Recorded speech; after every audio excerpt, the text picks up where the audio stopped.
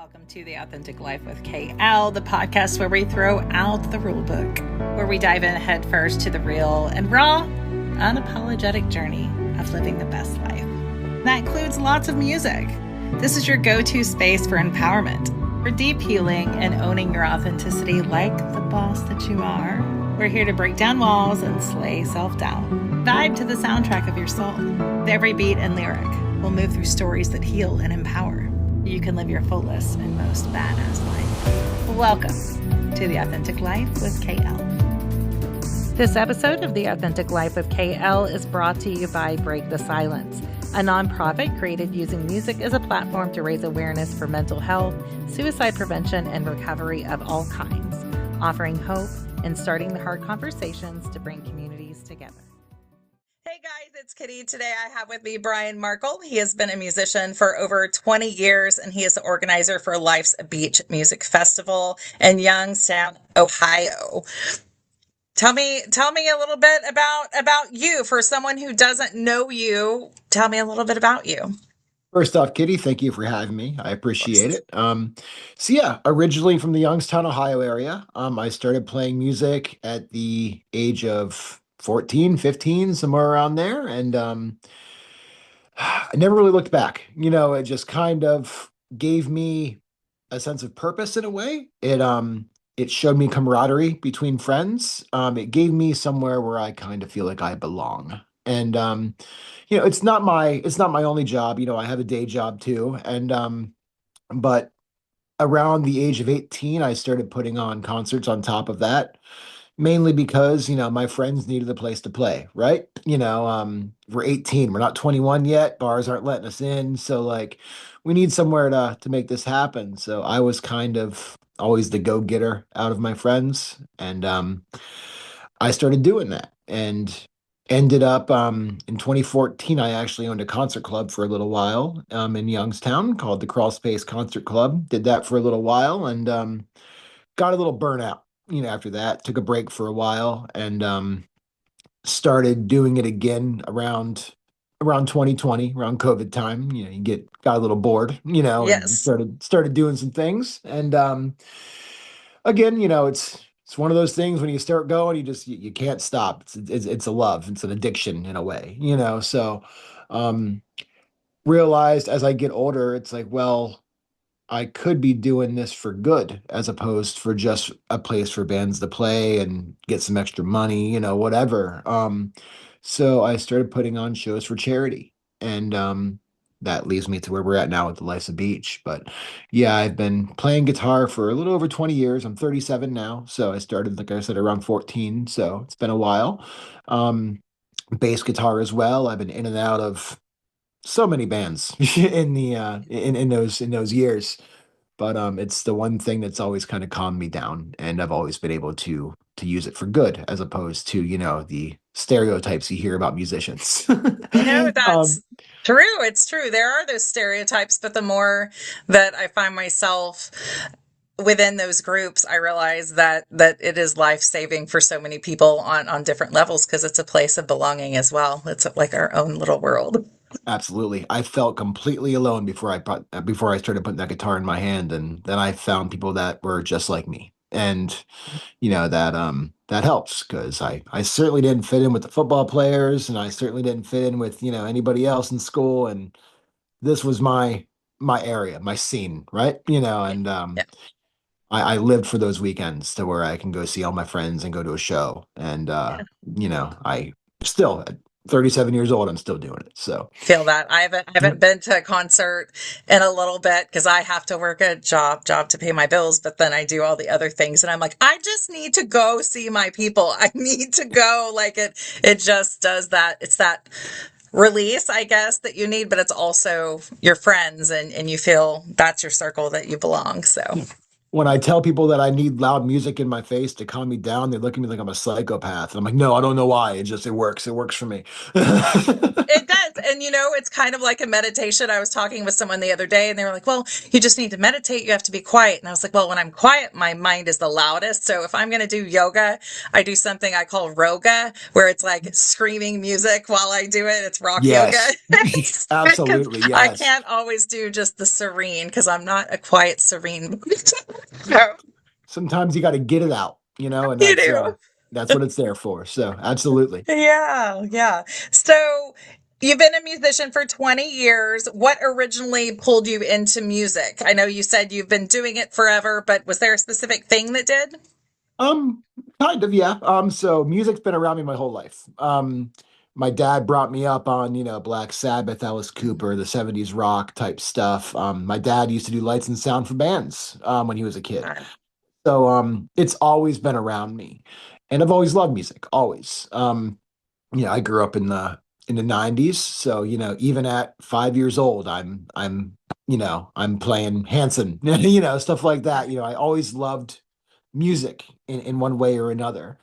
Um, I always gravitated towards guitar, heavy guitar music. In my early teens, I loved punk rock. Big Green Day fan, because when American Idiot came out, that kind of changed my life in that age group.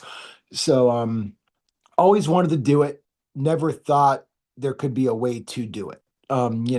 How do I get to Green Day level? I just, I don't even know what to do here. So I then found out that a few of my friends in school were in a local band, and I went to a show and saw my first local show. Realized, oh, there's a mid area here. I don't just go straight to Green Day. Right. There's local stuff here. There's indie rock, whatever. And again, that was when I found my people. So immediately, it was what really got me doing it was local music.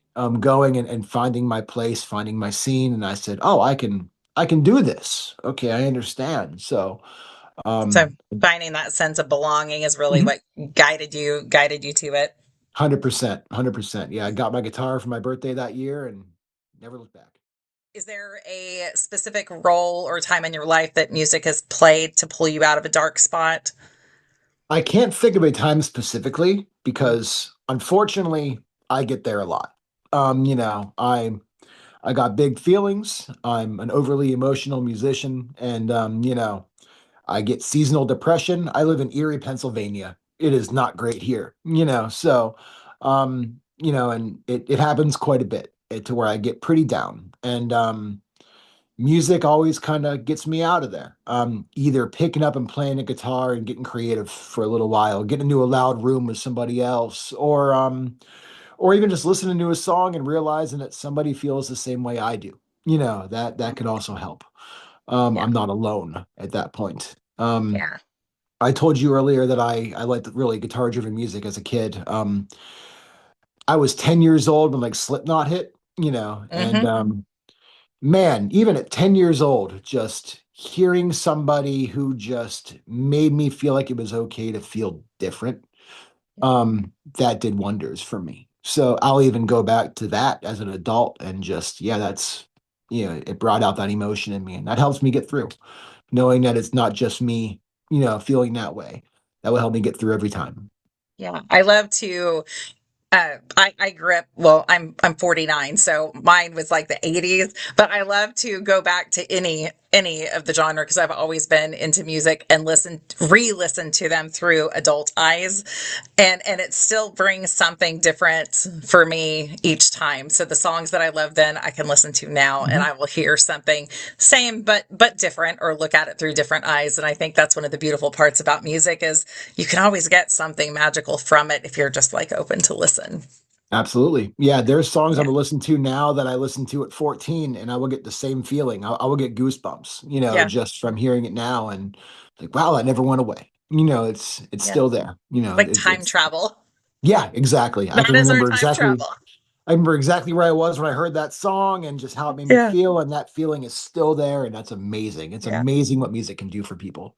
Yeah. Why do you think that that's something that binds everybody so much? What do you think it is with music? I'm not sure.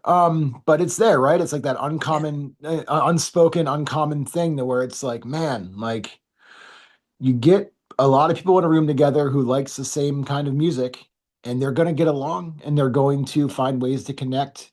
And maybe they're looking for a sense of belonging like I was 20 years ago, and maybe they found it. Look at like Sleep Token's a big thing right now. Like mm, Sleep Token is such a big underground thing with their fans, and they all love each other, and they're all great yeah, people. And same thing with, a lot of other bands now. yeah, Their fans all just gravitate towards each other, and it's a great experience for everybody. It's a great starting point for friendships, finding yeah. people that are in the same stuff you are. Yeah, it really is. Mhm. One of my healing moments was the band Otherwise. I started following them due to my brother passing away, but the people that I met there are just as important to me now as the band because I can go anywhere in the United States and there's a Mhm. home for me or there's, my people there. So I often think that how blessed am I to have the experience of knowing other people who feel the same way as I do about Exactly. music. Mhm. I have a friend who's seen 311 over 20 times, and same thing. You go and it's just Yeah. family every time you go, right? It's same Yeah. idea, same exact idea. Yeah, and you may not I mean, I know a lot of them on a personal basis, but you may not know them at all, but you still know them because they still have those same feelings that you do about something similar. It's kind of like a church. It's our church. Exactly. It's our church. It's our church. So I want to talk about the Life's a Beach Music Festival and kind of what sparked that for you and maybe the meaning behind it. Sure. So I spoke about my dad a little bit earlier, how he got me into music, and really my love for music comes from him. Unfortunately, in 2018, my dad took his own life, Mm, and it was it was hard. Obviously, there's a lot of anger, a lot of hostility for a long time with me with that, because he did not, you know, my mom found him, mm, and I um I had to make sure my mom was okay for a long time, and make sure that everything's fine there. And with doing that, I didn't heal because I was making sure she was okay. And I'm a semi truck driver for my regular job. I do a lot of driving and a lot of thinking. And I was just thinking one day, and I what's a good way to heal from this? Dad loved music. That was like the one thing me and dad could always agree on was music. And let's put on something for him, and let's put it in the name of suicide prevention. We can donate the proceeds to suicide charities. And that's what we ended up doing. This is 2 years now that we're doing it. And the proceeds go to the American Foundation for Suicide Prevention every year. And just a good way for me to help remember dad, help remember the good things for dad, and just help me heal. That was the main thing. Help me heal, and maybe help some other people heal too while we're at it, right? yeah. And if someone's there and someone's going through some stuff, having problems, there's people there to talk to as well. We have counselors there to talk to. Um, I feel like suicide and mental health and suicide prevention is something that everybody has gone through at least once in their life. Everyone's been down in the dumps, man, and everyone's been there. And everyone just knows how it feels. And like I said, I've been there many times in my life, and without music, I don't know if I would have gotten out. And maybe I can help somebody else out with that too, while I'm healing on top of that. Yeah, absolutely. I Mhm. and in my teaching that I do as well, we always talk about how grief is love with no place to go.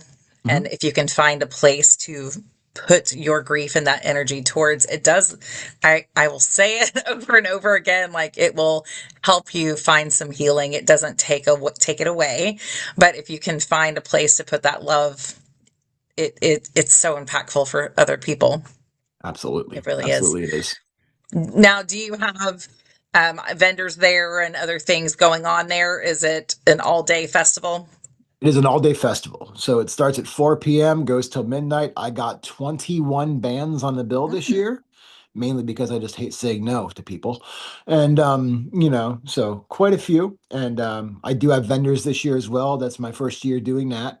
That as soon as I got the word out about this, the amount of people that came to me and said, I want to help is just so cool, And I was a little worried about having vendors, Mhm. mainly because of venue space.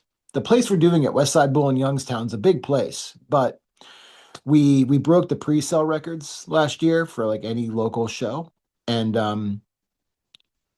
it's bigger this year. So I wanted to make sure that the bands had room to set up their merch because they're all taking the show for free. And I have touring bands on the bill that are coming in from Chicago, from Indiana, and they can't come play for nothing. They gotta Right. make something, right? So they got the wheels got to keep going on their bus to keep going down the road. Of So course.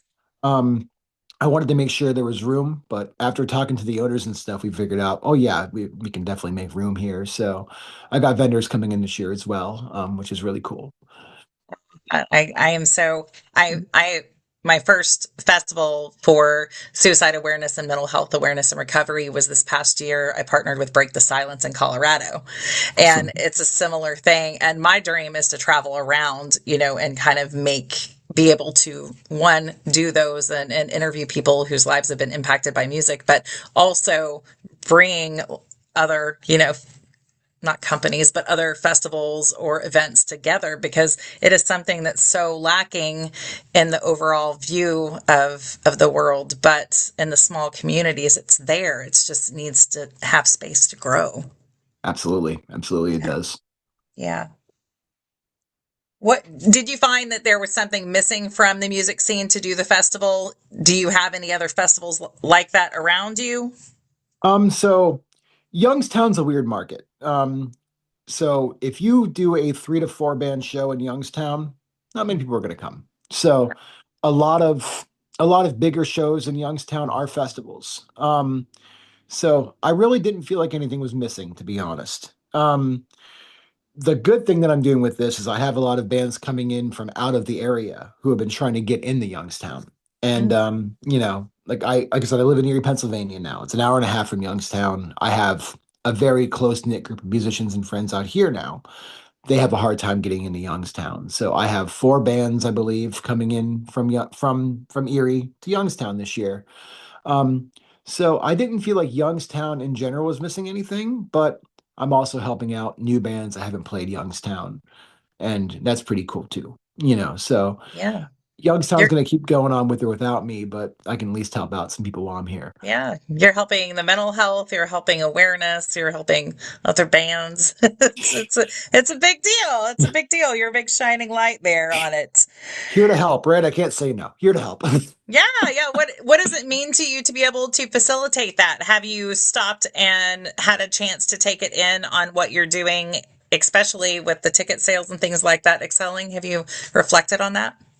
I always try to take a second to do that. Every major show that I do, I always get on stage and just take that minute, look around, breathe it in. I helped do this. I'm not going to say I did it because I booked the bands to get them there, but those bands brought the people, Yeah. so I was involved in it, but I didn't do it, but just looking around and, everyone's having a great time. Everyone's here for a good reason. Yeah. This is cool. This is really cool, and literally before the show was even over last year, the owners of West Side Bull had come up to me and said, we got to do this again, and Youngstown's a struggling market with anything. The Mahoning Valley is dying. It's been dying for a long time, and for them to have such a good night to where they say, "Come do this again." I love that venue. I love the owners. They're all great people. If I can bring them some help as well and make sure they're still going, that I sleep better at night all around. So um, it's just a great day. It's an emotional day, but it's a I great bet it day, right? is. Yeah. I bet it is. I bet it is. I bet it's a culmination of so many feelings for you. But what a beautiful experience.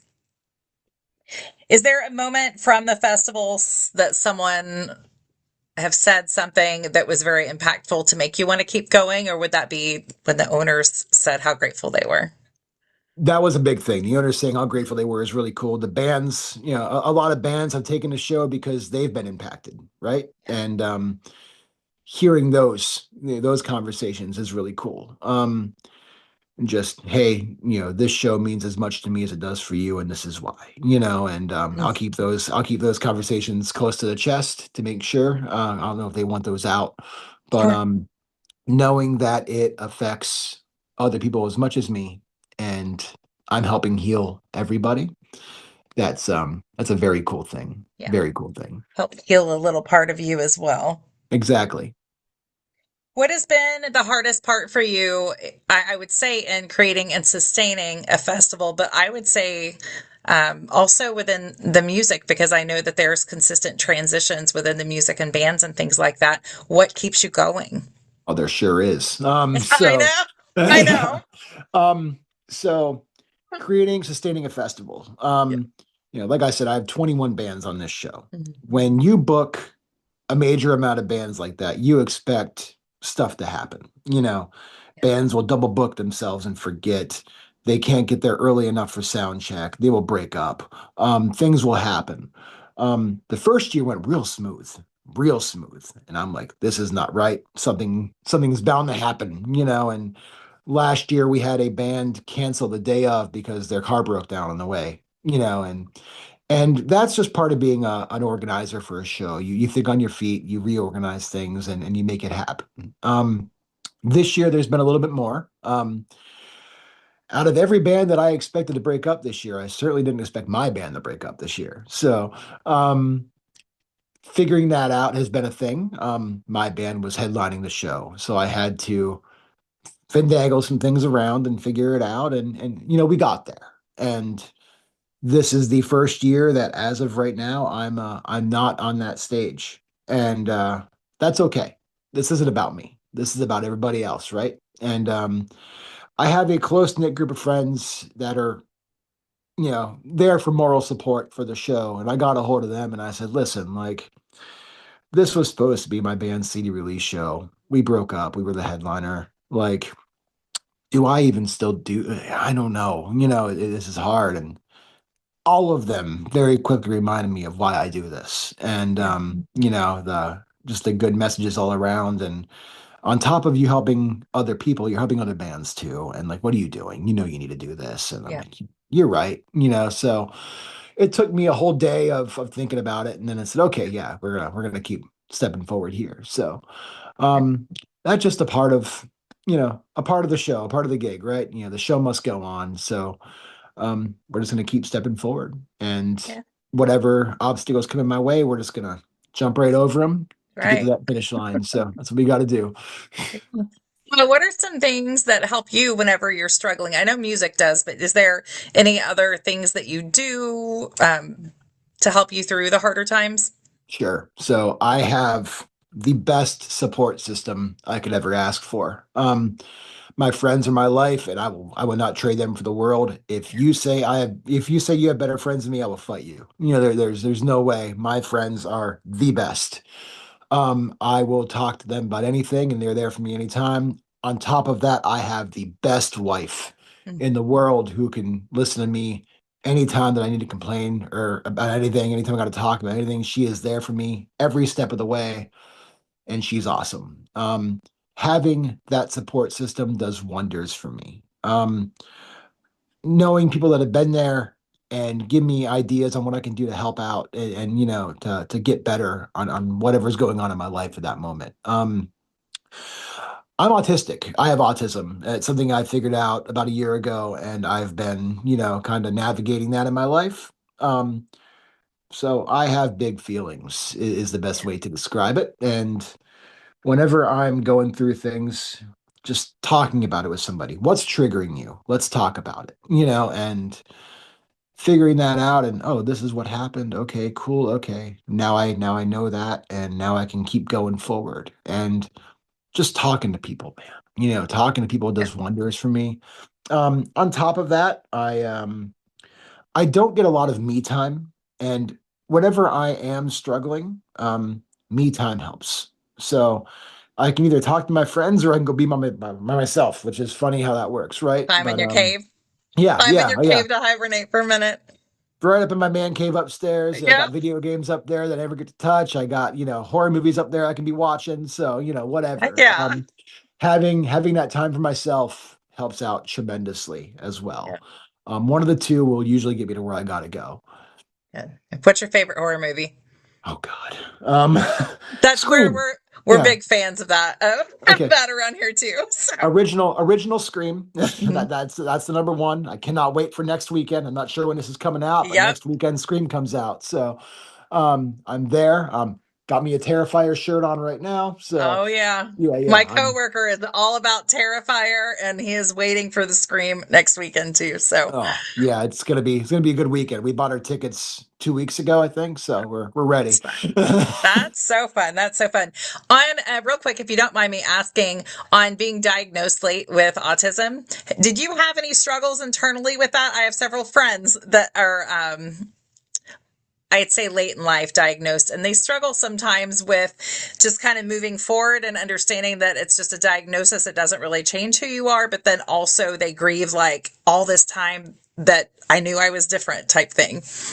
So if it would have happened 10 years ago, Mhm. before awareness was really out, before it was okay, right? I may have had more of a problem. Now it's like, oh, you're autistic, so what? Yeah. Whatever. I took it with stride. Um, Yeah. for me, it answered a lot of questions. Yeah. This is why I feel like this all the time. This is why I'm different. Okay. I just thought I was weird, and We all know those, mister. right. Yeah. So after you figure that out, it's like this Yeah. answers every question I have. And wow, how did no one else see this? Yeah. And no, I took it, I really took it Good. with stride. Good. You Maybe know, a so, relief for you to say, oh, okay, it wasn't just me. Like, yeah, no, this is why yeah. I'm the way I am. Yes, okay, it Yes. makes sense.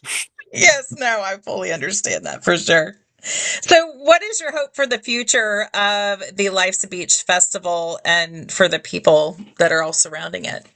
So we go day by day around here with that. Yeah. The festival is on April 11th this year. Okay. And once that goes by, I'm going to take a few days to, relax, recuperate, and soak in what I did. And I'm assuming shortly after that, we're gonna start making plans.